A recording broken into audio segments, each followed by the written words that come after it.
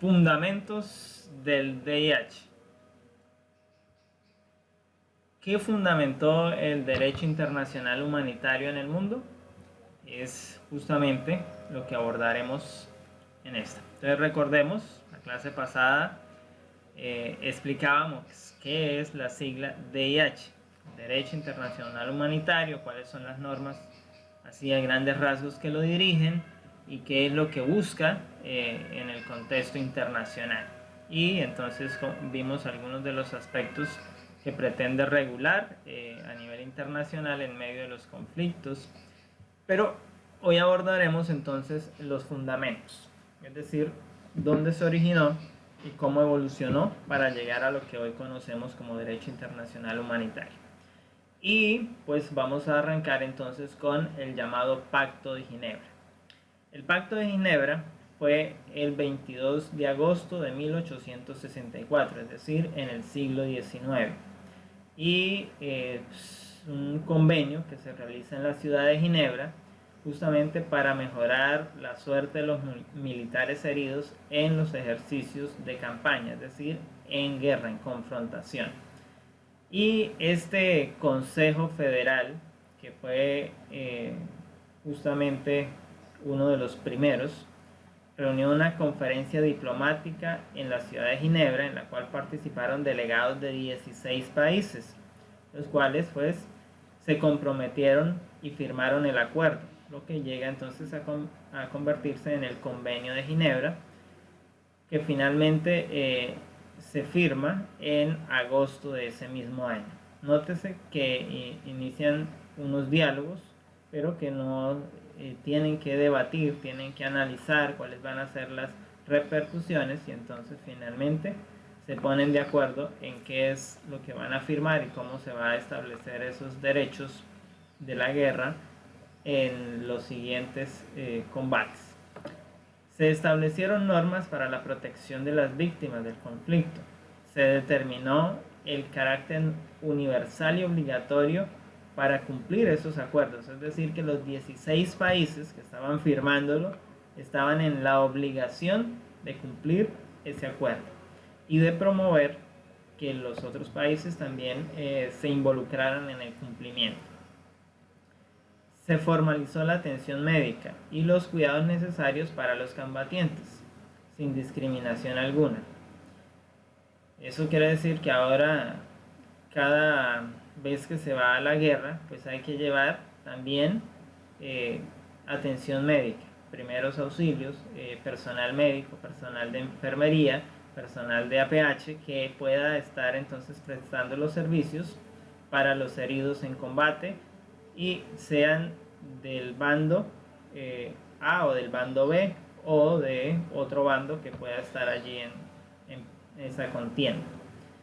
Se definió el carácter intocable de la misión médica, es decir, que ellos son protegidos en medio del campo, en medio del combate. Ellos pueden transitar en las zonas donde hay conflictos, y los actores armados deben garantizar que ellos tengan la movilidad para que atiendan entonces a los heridos. Se reconoció la neutralidad del médico, la enfermera, en los combates, declarándolos no combatientes, es decir, ellos también tienen la obligación de no llevar, de no portar armas. Para 1982, la mayoría de las potencias europeas ya se habían alineado con el tratado, es decir, estaban ahora incluidos también porque habían firmado este tratado. Luego, entonces, tenemos la llamada Convención de la Haya. La Convención de la Haya se reúne en 1899 y es convocada por el zar Nicolás II, que es el líder de Rusia en ese momento, del imperio ruso, como se le conocía pues en ese momento. Y entonces el zar es el que invita a los otros países para reunirse y realizar entonces la convención, hacer el análisis de cómo va a desarrollar el proceso de allí en adelante. Y es lo que se conoce entonces como el arbitraje internacional. Quienes van a estar observando la guerra, el conflicto, y van a estar determinando que realmente cada uno de los actores armados están defendiendo, están garantizando o están infringiendo el derecho internacional humanitario. Entonces, en la conferencia participaron estados minoritarios de Europa y algunos países de Asia, y el único país latinoamericano que estuvo en ese primer comienzo fue México. De esa manera entonces se llega a debatir acerca de la paz y el desarme. Entonces la conferencia concluye con la adopción para arreglos pacíficos entre las controversias internacionales, es decir, que iba a haber un país garante, un país que iba a estar como mediador entre las dos partes para llegar a un acuerdo de manera pacífica sin tener que ir al conflicto bélico. Y de esa manera entonces se garantizan los buenos oficios y la mediación. Eso es lo que sale entonces de la Convención de La Haya. Sin embargo, para 1907 nuevamente se reúne la Convención de La Haya. Esta vez pues se hace invitación para que muchos otros países se involucren o puedan asistir, puedan estar presentes allí.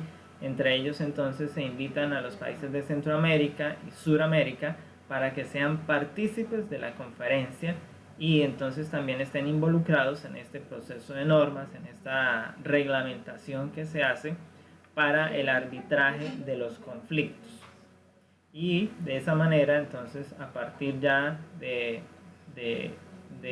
antes de la Primera Guerra Mundial, antes de haber tenido el primer escenario de guerra a nivel de naciones, entonces ya se hablaba de un arbitraje, de unos observadores de la guerra para evitar justamente que pudiera aparecer ese extraño y decisivo, contradictorio, violento evento en el proceso social que vivía el mundo. Era una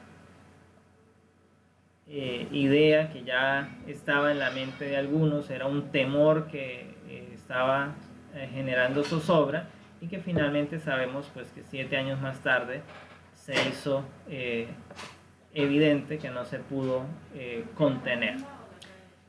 Luego entonces tenemos los llamados protocolos de Ginebra. El protocolo de Ginebra justamente busca imponer una prohibición, y es que a partir de ellos se prohíbe el uso de en la guerra de gases asfixiantes, de gases venenosos o otro tipo de gases. Es decir, las armas químicas empiezan a ser prohibidas para usarse en el conflicto, en la guerra, en la confrontación de dos naciones. Y también se incluyen entonces los líquidos y materiales o artefactos análogos.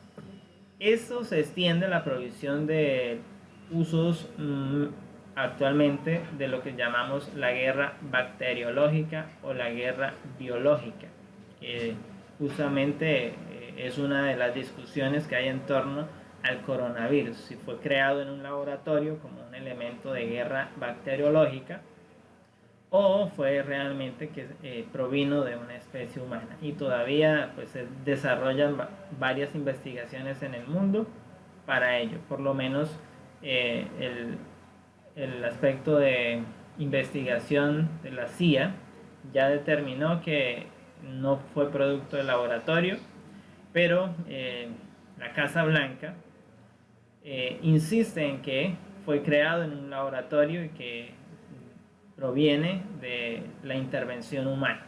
Por lo tanto, ellos insisten entonces en que es un producto creado para la guerra que se está viviendo entre Estados Unidos y China.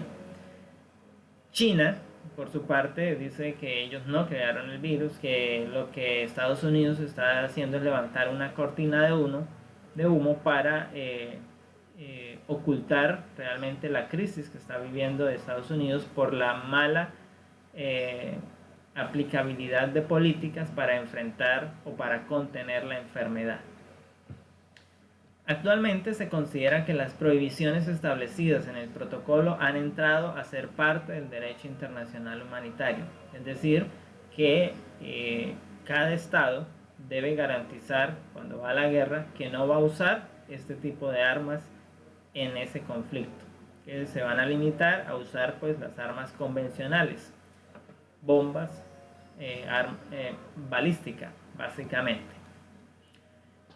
El protocolo de Ginebra entonces prohíbe únicamente el uso de las armas. Hay que tener en cuenta esto. No prohíbe su posesión. Por lo tanto, los países pueden desarrollar ese tipo de armas, pueden tenerlos. Y esto quedó así en el protocolo porque habían intereses de por medio en parte de las naciones que estaban allí. Y entonces algunos de estos países hicieron salvaguardas dentro del proceso y hicieron que quedaran entonces no dentro de la norma el hecho de que no se prohibiría su posesión. Entonces por eso vemos que varios países en el mundo tienen la capacidad de crear estos agentes biológicos que pueden ser usados como armas, y hay industrias a nivel internacional dedicadas a producir armas químicas. Y uno diría, ¿para qué producirlas si no las pueden usar? Entonces es que hay unos efectos del tratado donde ellos se salvaguardaron el derecho de usarlos. Entonces el tratado era en efecto un acuerdo para no usarlas primero. Es decir, yo voy a la guerra y no voy a usar las armas químicas, pero si las usan contra mí, entonces yo estaré libre de usarlas. Es básicamente lo que se decía en el tratado. Entonces, por eso el tratado es importante, porque lo que está buscando es que nadie las use en primera instancia, pero una vez alguno de los dos la use, el otro quedará con manos libres o quedará en la libertad de usarlas. Y es por eso que la industria armamentística pues, en el mundo está desarrollando armas químicas, armas biológicas, y se teme que en un posible conflicto mundial nuevamente que pueda presentarse, entonces sean las armas que generen una devastación sin precedentes en la población humana. Tratado de Versalles es el tratado de paz que se firma terminada la Primera Guerra Mundial entre los aliados y Alemania.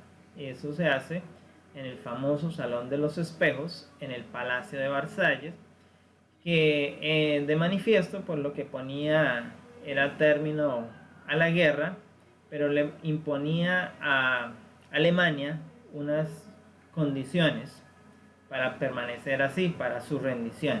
En otras palabras, para garantizarles la vida y para garantizarle que Alemania seguiría siendo una nación allí. Entonces, y este tratado entra en vigencia el año siguiente, el 10 de enero. Sin embargo, sabemos que Alemania no quedó conforme y que más tarde pues, se presenta la Segunda Guerra Mundial por el proceso que Alemania adelanta para tomar venganza o represalias en contra del Tratado de Versalles. Las altas partes contratantes consideraron que a fin de desarrollar la cooperación entre las naciones y garantizar la paz y la seguridad, había que crear una sociedad diferente, había que crear entonces unas obligaciones para no recurrir a la guerra. Y entonces era mantener la paz a luz plena en las relaciones internacionales fundadas sobre la justicia y el honor. Era lo que se le daba importancia. Las naciones son justas, las naciones tienen honor, por lo tanto vamos a garantizar la paz. Pero sabemos que no fue posible en todo su término, aunque tenían la buena voluntad, finalmente llegaron a tener otra vez la guerra y la conocemos como la Segunda Guerra Mundial. Entonces, dentro de ese primer tratado, en el Tratado de Versalles, se crean dos cosas importantes. La primera de ellas, se crea un organismo internacional que es la Sociedad de Naciones o Liga de las Naciones, que justamente es creado para supervisar y orientar a las naciones Profe, en medio del conflicto. Señor. ¿a usted qué es lo que más le llama la atención del Tratado de Versalles? Del Tratado de Versalles, ¿qué me llama la atención? Justamente la creación de esta organización, porque está diciendo que las naciones están comprometidas con la paz. Listo. Por ejemplo, a partir de allí sale el cómic de los dibujos animados donde estaban todos los superhéroes en una liga. Entonces, mire que se trata de permear la sociedad con la misma política, a través también de la parte del dibujo animado, que para ese momento eran pues bastante incipientes a lo que conocemos hoy.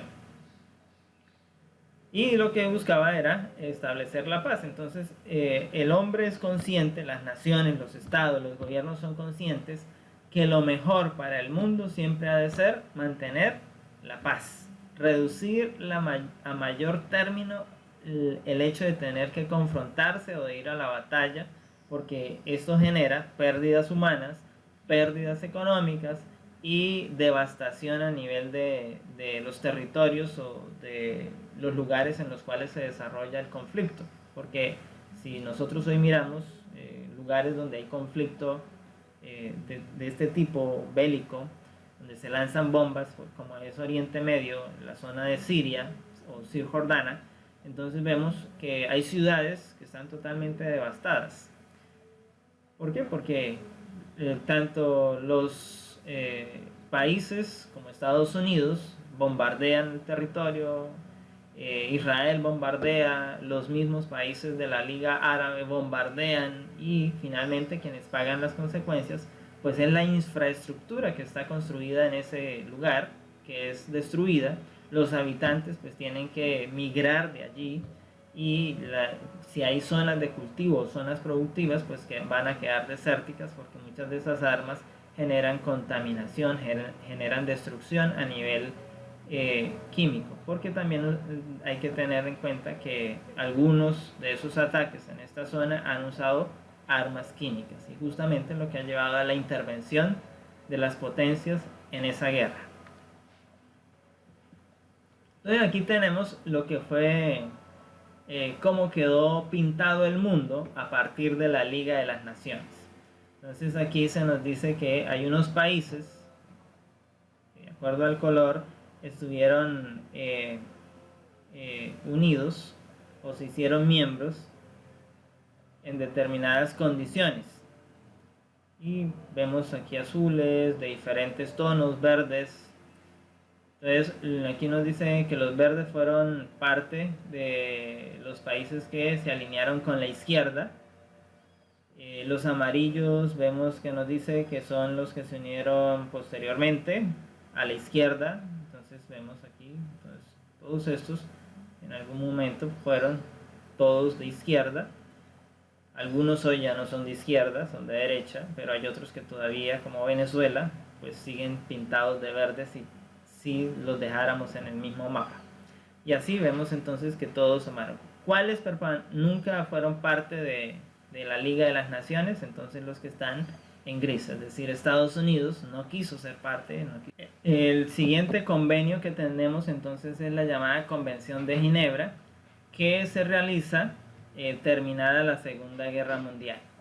En esta convención, realizada en la ciudad de Ginebra, se establece, se revisa y se actualizan todos los instrumentos que se habían creado en los antiguos pactos, en las antiguas convenciones, en los protocolos previos, para ahora establecer un nuevo o actualizado convenio que incluía 429 artículos, que es lo que conocemos entonces como los convenios de Ginebra. Estos artículos pues estaban incluyendo todos los otros aspectos que ya habían incluido previamente, y entonces la Liga de las Naciones estaba incluida en uno de esos artículos, pero que ahora cambiaría de nombre, ahora pasaría a llamarse Naciones Organización de las Naciones Unidas, que es con el término que le conocemos actualmente, la ONU.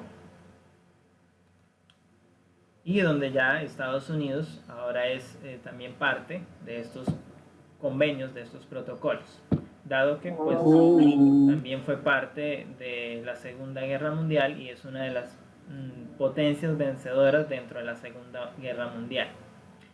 Los convenios de Ginebra se aplican actualmente a todos los casos de guerra declarada en cualquier otro conflicto armado entre países. Se aplican en aquellos casos de ocupación parcial o de ocupación total por soldados de otro país. Y la mayor nación que tiene ocupación militar extranjera es Estados Unidos. Estados Unidos tiene bases militares distribuidas por todo el mundo, así que es uno de la Convención de Ginebra, pues es uno del que tiene que supervisar esas ocupaciones y ver que Estados Unidos cumpla los protocolos. Sin embargo, escuchamos permanentemente denuncias de que los soldados norteamericanos violan el derecho internacional humanitario. Luego tenemos entonces también a Rusia, que tiene personas o bases también en territorio extranjero, no en igual proporción a Estados Unidos, pero por lo menos en lo que es la zona de Medio Oriente, Rusia tiene alianzas o convenios con algunos de esos países para tener entonces soldados allí, y en parte lo hacen para contener el avance de las milicias hacia las fronteras que justamente comparten con Rusia. Aquí vemos justamente al presidente ruso en compañía de su homólogo de Turquía en una de las convenciones de sus últimas reuniones justamente en relación al conflicto de Medio Oriente. Y estaban poniéndose de acuerdo para hacer denuncias de la intervención indebida o indiscriminada del ejército estadounidense en esa zona, violando así los tratados del derecho internacional humanitario. Entonces, lo que busca el convenio es dictar la legislación necesaria para establecer sanciones penales efectivas para las personas que cometan u ordenen la comisión de cualquiera de las infracciones o violaciones graves al derecho internacional humanitario. En estos días escuchamos el caso de Venezuela el fin de semana, ¿no? De que unos militares estadounidenses intentan ingresar a territorio venezolano, y por lo tanto eso sería una violación al derecho internacional humanitario, y Venezuela pues puede denunciar aportando las pruebas requeridas para ello en la Corte Internacional de La Haya, que es la encargada de realizar esos procesos. Entonces se tomaron 4 convenios y cada uno pretende algo. El primer convenio busca aliviar la suerte que corren los heridos en la guerra. El segundo convenio busca aliviar la suerte que corren los heridos, enfermos, náufragos de las fuerzas armadas en el mar, es decir, de un conflicto naval. El tercer convenio busca el trato digno a los prisioneros de guerra. El cuarto convenio busca la protección de vida de las personas civiles, es decir, de los no combatientes en medio del proceso de guerra. Y existen 3 protocolos. El primer protocolo entonces extiende la protección a la población civil, así como al personal médico, militar y civil en los conflictos armados internacionales. El segundo protocolo amplía esa protección otorgada a las víctimas atrapadas en el conflicto interno dentro de las guerras civiles o en esas manifestaciones de actos vandálicos. Y el tercer protocolo entonces adopta unos elementos necesarios para establecer los emblemas de lo que nosotros conocemos como la Cruz Roja. Y entonces queda finalmente de esta manera, estableciendo cómo se usaría ese símbolo de acuerdo a cada región del mundo por los diferentes intereses, donde se nos explica aquí que de acuerdo a las connotaciones religiosas, culturales y políticas, entonces el símbolo puede variar. Eso es, entonces se crea el Comité Internacional de la Cruz Roja en 1863, que actualmente es uno de los que está de manera garante en todos los países, buscando que se puedan brindar cada uno de los protocolos y se puedan cumplir cada uno de los convenios establecidos a través del derecho internacional humanitario. Esto es lo que tenemos entonces en términos de los fundamentos del derecho internacional humanitario. ¿Preguntas?